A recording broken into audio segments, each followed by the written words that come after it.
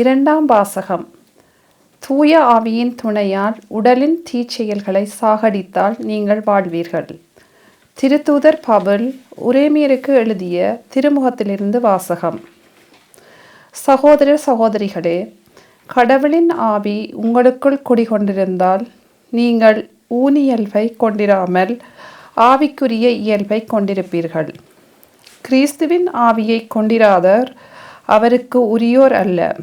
மேலும் இறந்த இயேசுவை உயிர்த்தெழுதச் செய்தவரின் ஆவி உங்களுக்குள் குடிகொண்டிருந்தால் கிறிஸ்துவை உயிர்த்தெழச் செய்த அவரே உங்களுக்குள் குடிகொண்டிருக்கும் தம் ஆவியினாலே சாவுக்குரிய உங்கள் உடல்களையும் உயிர் பெறச் செய்வார். ஆகையால் சகோதரர் சகோதரிகளே, நாம் ஊனியல்புக்கு கடமைப்பட்டிருக்கவில்லை, அவ்வியல்பின்படி வாழ வேண்டியதில்லை.